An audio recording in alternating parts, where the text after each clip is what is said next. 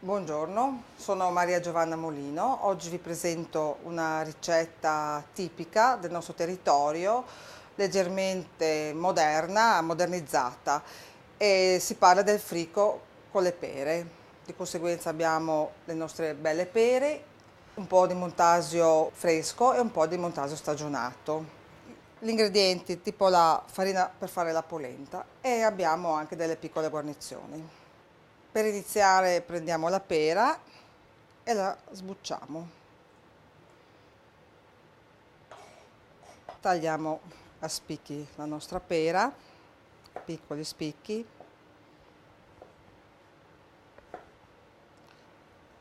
Adesso passiamo a saltare le pere in padella con una noce di burro. Le rosoliamo, le scaldiamo bene. Okay. Una piccola salatina alle pere, diamo ancora una girata, le mettiamo da parte e passiamo al prossimo passaggio che sarà il fricco. Sarà il fricco, intanto che si scalda la padellina, qui abbiamo la nostra polenta, in maniera che rimanga morbida per comporre il piatto. Okay. Prendiamo il nostro formaggio e ci apprestiamo a fare il fricco.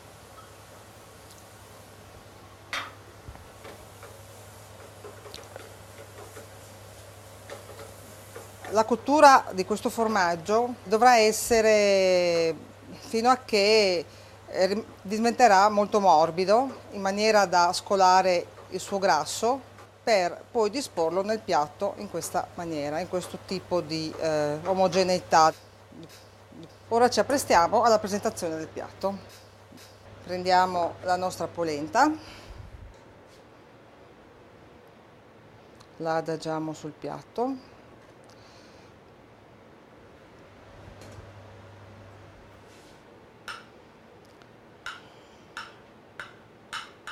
Centralmente metteremo il nostro cerchietto per dare una forma al nostro formaggio.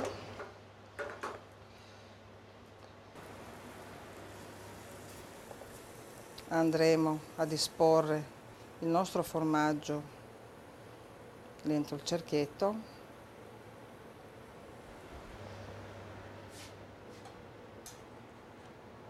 Poi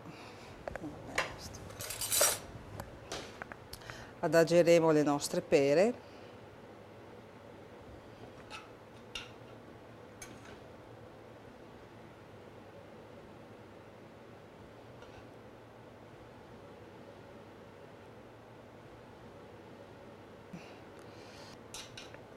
Questa pure. Ok. Toglieremo il nostro cerchietto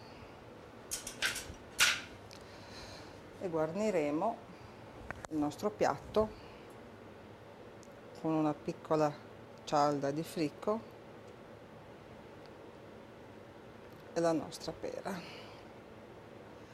Questo è il nostro piatto finito, fatto con ingredienti del territorio, con il formaggio montasio, la nostra farina di polenta e le nostre belle pere. È un piatto più innovativo rispetto al tradizionale, comunque non per questo meno buono.